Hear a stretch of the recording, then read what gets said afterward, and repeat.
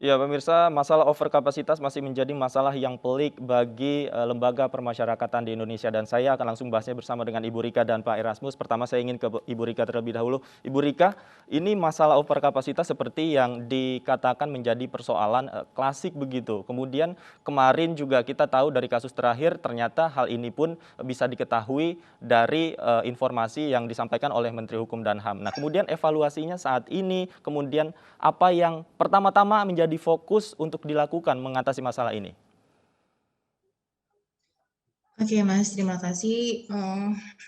Sekali lagi nih kami tidak bosan-bosannya menyampaikan bela sungkawa terhadap korban warga binaan, baik yang terluka, yang luka-luka maupun yang meninggal dunia. Dan pada hari ini, innalillahi wa inna ilaihi raji'un, 3 orang warga binaan kami yang sedang dirawat di Rumah Sakit Umum Daerah Tangerang meninggal dunia, 3 orang, dan total yang sudah meninggal dunia itu ada 4 orang.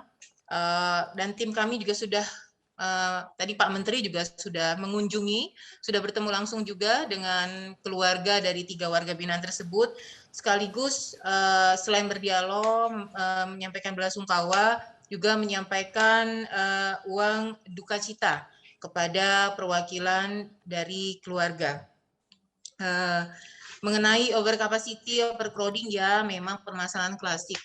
Kita juga sangat mengetahui, dan memang bisa sampaikan kalau kami juga bisa berharap dukungan bahwa ini bukan hanya permasalahan dari Direktorat Jenderal Pemasyarakatan semata, Kementerian Hukum dan HAM semata, karena ini butuh dukungan dari pihak lain.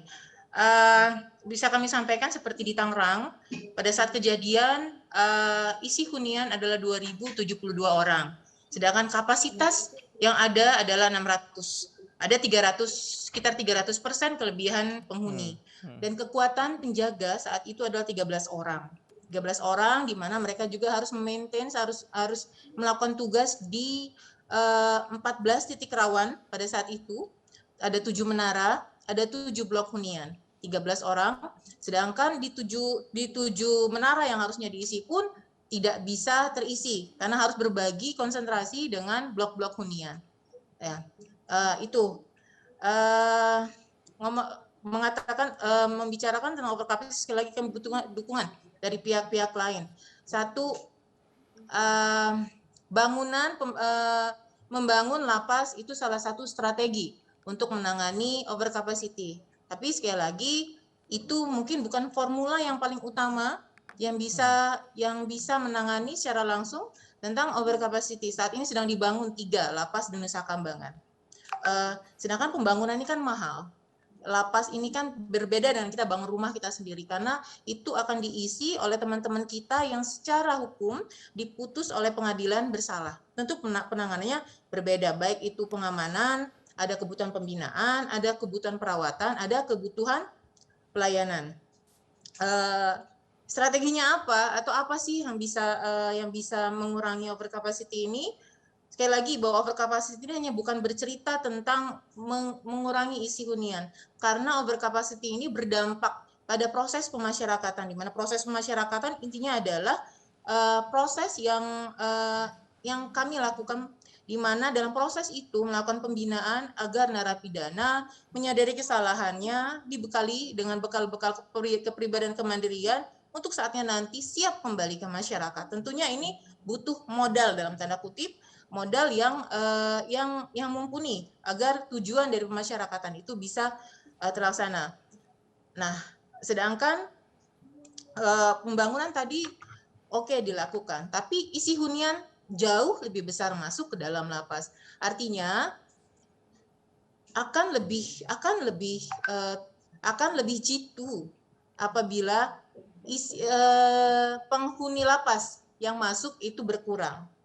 Banyak media atau banyak cara yang bisa dilakukan.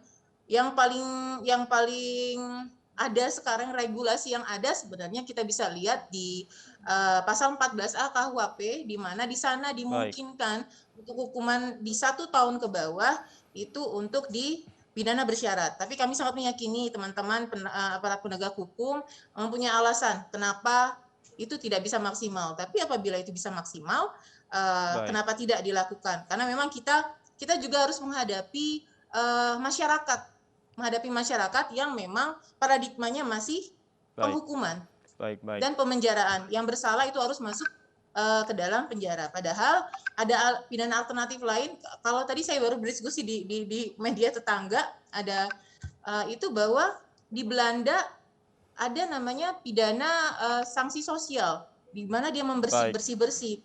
Siapa tahu sebenarnya kalau kita bisa mengedukasi masyarakat bahwa sanksi sosial itu bisa jadi lebih menyakitkan dalam tanda kutip daripada dia harus baik, dalam baik, lapas. Dia baik. disaksikan orang untuk Baik, melakukan artinya ada sesuatu banyak yang mungkin instrumen itu memalukan. yang bisa dilakukan terhadap hal ini ya, Bu. Baik, saya ingin ke Pak Ya, Erasmus. Pak Erasmus ya, tadi dikatakan bahwa lapas ini penuh dengan mayoritas narapidana narkoba. Nah, bagaimana Anda melihat ini dan kemudian apa yang bisa dilakukan minimal untuk meminimalisir pemenuhan atau overkapasitas yang terjadi di lapas? Ditahan dulu, Pak Erasmus. Kita akan lanjutkan dialog kita usai jeda berikut. Pemirsa jangan kemana-mana, tetaplah bersama kami di iNews Sore.